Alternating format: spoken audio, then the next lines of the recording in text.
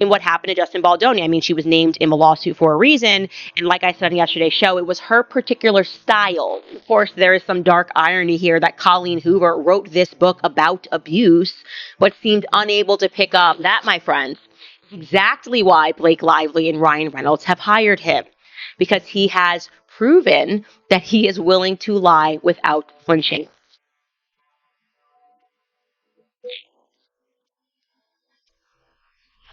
Candace Owens has been keeping a close eye on Blake Lively ever since the Blake versus Justin controversy began.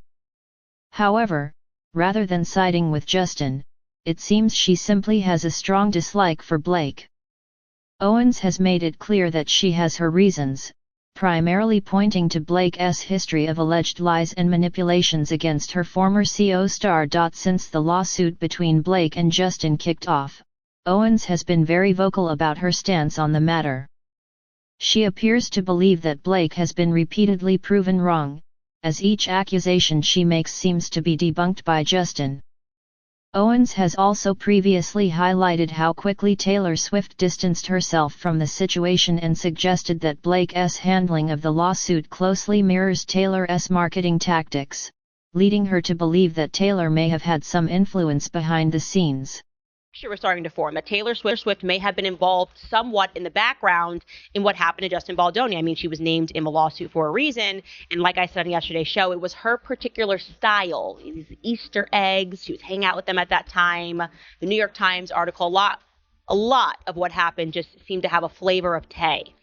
Well, today, her team, and respect to them for the speed at which her marketing team moves, dropped an entire article in the press announcing that her and Blake are taking a break. They're no longer friends because, it's shocking, Taylor Swift feels used. She always feels used. And she wants nothing to do with the Justin Baldoni situation. Owens criticized the pop star, stating that while Taylor's powerful marketing team worked quickly to distance her from the lawsuit, she has a tendency to play the victim too often. Candace pointed out Blake's manipulative tactics but argued that Taylor couldn't entirely escape responsibility. According to Owens, Blake was only able to use Taylor as an intimidation tactic because Taylor allowed it. What do you mean you showed up and the meeting was still going on? What does that mean? What does that? I showed up and the meeting was still going on. So what are you being victimized by? If I show up at my friend's house and there's a meeting going on and I didn't know it was still going to go on, I don't need to insert myself in that meeting. Justin Baldoni in his lawsuit stipulates that Taylor Swift peer pressured him, and she is not denying that in this article. She's not saying I didn't speak to him, I said nothing, which I would be like, oh, you just used me as an intimidation tactic in your phone. I had nothing to do with it. She is saying that she then went and heaped praise on Blake Lively's version of the opening scene. That's what his lawsuit states. This is when they were talking about that rooftop scene. Okay? So she inserted herself in that. So unless Blake gave her the nudge and said, can you go in there, in which case Taylor Swift is still responsible for having peer pressured him, then there's no deniability here. She can't say I had nothing. I don't know how I got involved in this. You got involved in it because you peer pressured him to make a change that he didn't want to make to his movie. Owens has also extensively discussed Colleen Hoover's involvement, suggesting that the author may have unknowingly become part of Blake and Ryan's systematic effort to manipulate and isolate Justin Baldoni from his own movie. That Colleen Hoover was similarly love-bombed by the couple. I think that's what they do. I think Brandon Sklenar, Colleen, Channing Tatum, Isabel Ferrer, everyone was love-bombed. They isolate the person they want to destroy. In this case, it was Justin Baldoni. And then they are the exact opposite, overwhelmingly amazing and kind and offering all kinds of A-list goodies to the people that are around the person that they're trying to target. Oh, Liz Plank, oh, why don't you be a part of this random documentary? Oh, what is it that you want? We are just such good people, even all the way at the top. We're good people. We want to help you. And of course, there is some dark irony here that Colleen Hoover wrote this book about abuse, but seemed unable to pick up the abuse that was happening right under her nose. So she unwittingly, hopefully, I should say unwittingly, played along in this. She allowed Justin and his family to be put in that basement and seemed open to the prospect, as we showed in that old interview with her and Blake, of her getting her movie rights back. She suggested that Blake and Ryan have a pattern of love bombing those around their target to create the illusion that they are wonderful people. The issue, she pointed out, is that their wealth and influence make it all too easy for them to pull off.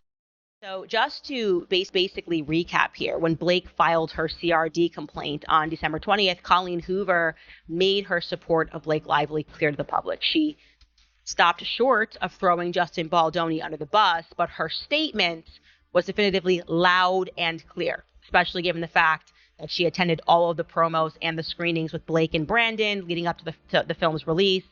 And it felt very much, if you were watching everything, like basically they established the cool kids table, so to speak.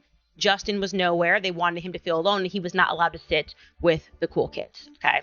So Colleen posted this in response to that filing. She wrote, "Blake Lively, you have been nothing but honest, kind, supportive, and patient since the day we met. Thank you for being exactly the human that you are. Never change, never will." Recently, she has been calling out the latest developments in Team Blake's case, starting with their request for an attorney's eyes-only protective order. She argued that such an order would essentially allow the attorneys to decide what can and cannot be shared with the public, even restricting access for involved parties like Justin himself. She pointed out how this move seemed extremely convenient for them. And I'm going to show you what they said. They said, given how actively the Lively parties have publicized and litigated Ms. Lively's claims in the media, we are surprised to now learn how vehemently she wants to prevent the public from accessing material and relevant evidence. The Lively parties provided the New York Times with Ms. Lively's otherwise confidential administrative complaints filed with the California Civil Rights Department and thousands of pages of original documents, including text messages and emails. So that's kind of like a pretty strong argument, because you're saying we're just like to remind the public that it was clearly her team who leaked private text messages and leaked emails without any due process at all to the New York Times. So why are they coming at us pretending that like, oh, such a thing could potentially ruin careers, when it seems like that's exactly what you were doing when you released these messages that only you had? This has drawn significant attention, with many people agreeing with her, especially after Justin's lawyer, Brian Fredman, presented a strong argument against the request. Critics also pointed out the irony of Team Blake pushing for privacy when they were the ones who first made the case public. Adding to the controversy, Ryan Reynolds recently made a joke about his wife's feud on SNL in front of millions of viewers, suggesting that they don't seem too concerned about protecting the privacy of other potential victims or third parties. I also find it interesting that they're trying to pretend that it's a case, that they're essentially trying to protect people who may have been victimized by sexual harassment, when it was actually Blake Lively in that initial filing that said everything but the name, right? Like when she was trying to imply, like wink, wink, I'm not going to name Lily Bloom. She was like pulling the Kanye, I'm not going to say who it was. And then she just says it. She's like, I don't want to name anybody else in the soup. But if you actually go back and review her initial filing from December 31st or December 20th, also her CRD complaint, she lets us know that it is Isabella Ferrer. It's almost laughable. Candace also pointed out that Blake had all but named other castmates from the film, seemingly to imply that there were additional victims backing her claims. A quote-unquote another female cast member that's friends with Jamie Heath and Justin Baldoni, Liz Blank. She's basically saying everything. She's like, it's schmiz schmank. It's schmiz schmella schleller. I'm not going to tell you who it is, but it rhymes with schmiz schmella schmerer and sliz slank. That's all I'm saying. So it's ridiculous for her to pretend that she was trying to protect these women. She was desperately trying to signal to the public by dropping not even Easter eggs, just pointed blanket statements like that. So it's a crap argument. The point of this filing is supposed to be for Taylor Swift. Then came yet another major controversy when Blake hired former CIA agents as publicists, individuals with a known history of misleading the public. Says, quote, Shapiro is not without controversy. He was one of the group of 51 former senior intelligence officials who signed the widely cited and subsequently criticized 2020 open letter stating that the Hunter Biden laptop, quote, has all the classic earmarks of a Russian information operation. And that, my friends, is exactly why Blake Lively and Ryan Reynolds have hired him, because he has proven that he is willing to lie without flinching, that he will straight up lie to protect his clients. He will lie to gaslight the public. And a lawyer for the Princess of Evidence list says, quote, the litigation team for Ms. Lively retained Mr. Shapiro to advise on the legal communications strategy for the ongoing sexual harassment and retaliation lawsuit occurring in the Southern District of New York. Well, maybe I'm mistaken. Okay, he's actually been working in the private sector for a while. Shapiro launched his company, 10th Avenue Consulting, in 2015 after a lengthy tenure in the federal government. I still think it's an interesting choice. According to his bio, Shapiro helped lead the Obama administration's response to the H1N1 pandemic, the Sandy Hook Elementary School shooting, the Gulf oil spill, the Boston Marathon bombing, the Japan earthquake, tsunami, and nuclear disaster, as well as numerous cyber attacks, data breaches, wildfires, floods, and hurricanes. Meanwhile, Candace pointed out how Team Blake was once again relying on PR tactics to manipulate the narrative. This time, they attempted to imply that Justin had something to hide after the judge rejected their outrageous motion requesting access to his phone conversations, emails, and texts from the past 2 years. What is Brian Friedman hiding? Said to Deadline after the ruling was made public. They continued, quote, after promising to release all the receipts, Friedman ran into court to keep secret the phone records of who Baldoni, Heath, Sarowitz, Nathan, Wallace, and Abel were calling during their retaliatory campaign. So instead of getting these records from the phone carriers the way that we initially requested, the judge has ruled that if we simply submit more specific requests, we will be able to get the records we are seeking, the spokesperson added. Today we will do that, and we are submitting those requests directly to the defendants involved, and we look forward to seeing the records. I mean, it is weird how dumb they think the public is. Like, what do you mean? Why on earth would you be allowed to see every single message that someone has sent for 2.5 years, predating even the time frame that these people were their PR agents? They appeared to completely disregard the fact that this contradicted their own claims. And yes, the judge called them out, saying that in their own filings, they alleged the smear campaign began in August of 2024, yet they wanted phone records beginning in 2022. The judge said no, and you also can't demand this of so many people. The judge did say that you can submit a much more narrow request. Baldoni's lawyer of the judge's ruling in their favor mostly said the following. The court put a stop to Ms. Lively's egregious attempt to invade our client's privacy. This is a big win. No matter how the Lively parties may try to spin this decision, the court saw their efforts for what they really are. A desperate fishing expedition intended to salvage their debunked claims long after they already savaged our clients' reputations in the New York Times. On the other hand, a journalist leaked audio of Ari Emanuel insulting Justin and siding with Blake.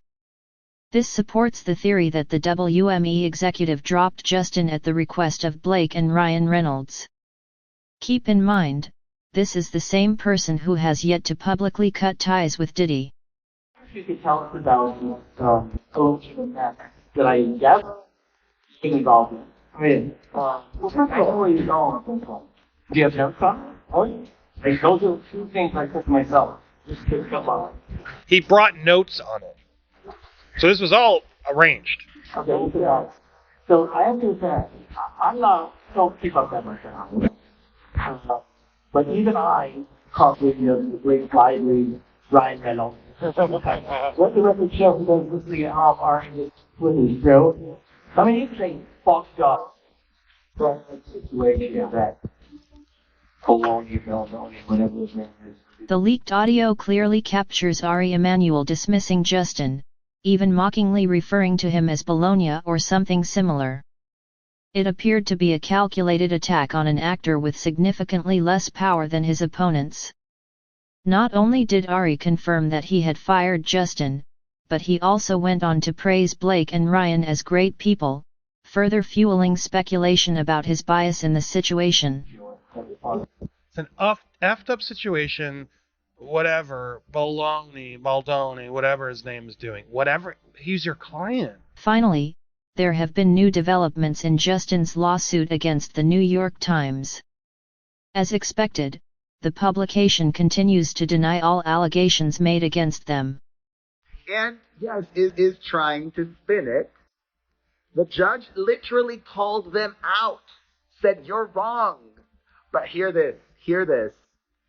An attorney for the aspiring legal expert who is seemingly taking authorship of her lawsuit says, quote, "What is Brian Friedman hiding?" Brian Friedman is Justin Baldoni's attorney, and as I have also said many times, he is my lawyer too, who's charged me way too much money and given me nothing in exchange. No exclusives, nothing regarding this has not influenced me, okay? In fact, I'm actually grateful because I love all press, good or bad.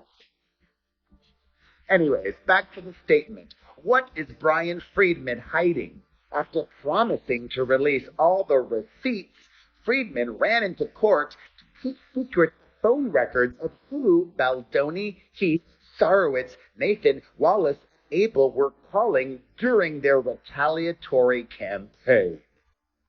So, instead of getting these records from the phone carriers the way we initially requested, the judge has ruled that if we simply submit more specific requests, we will be able to get the records we are seeking. They have even taken the stance that their article was merely an opinion piece. Today, we will do that. We are submitting those requests directly to defendants involved, and we look forward to seeing the records. Okay. It was a big L they took, but there clearly is a reason why Team Baldoni has yet to submit any subpoenas themselves. Let me know your thoughts in the comments. Do you think Blake Lively will go after Candace Owens, or is she too caught up in her battle with Justin Baldoni? As always, don't forget to like, subscribe, and hit that notification bell so you never miss an update. Thanks for watching, and I'll see you in the next video.